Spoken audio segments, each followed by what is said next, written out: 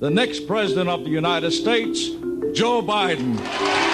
It's June 9th, 1987, and then Senator Joseph R. Biden Jr. has just entered the presidential race.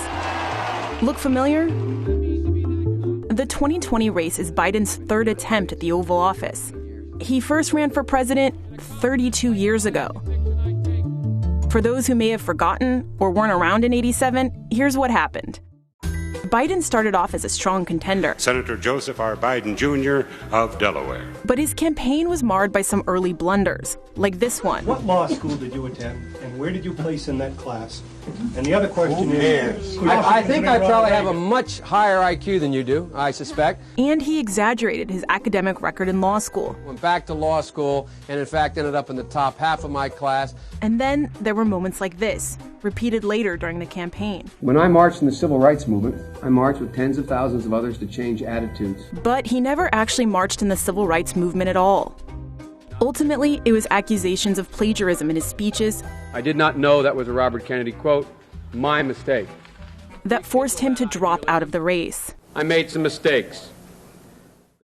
After that, Biden stayed in the Senate, ran again in the 2008 race, became the vice presidential nominee, and then the vice president. Laid low for a little while, and now we're here. If I'm going to be able to beat Donald Trump in 2020, it's going to happen here. And certain things, including a handful of Biden's vulnerabilities, haven't changed.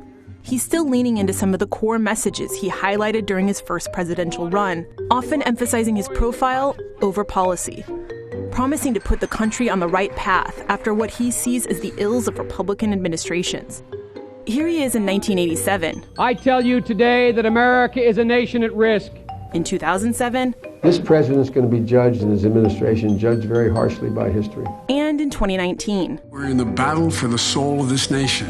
But Biden has struggled to project himself as a man in step with the times, and parts of his political history continue to haunt him, like his role in the questioning of Anita Hill in 1991. It is appropriate to ask Professor Hill anything any member wishes to ask her to plumb the depths of her credibility.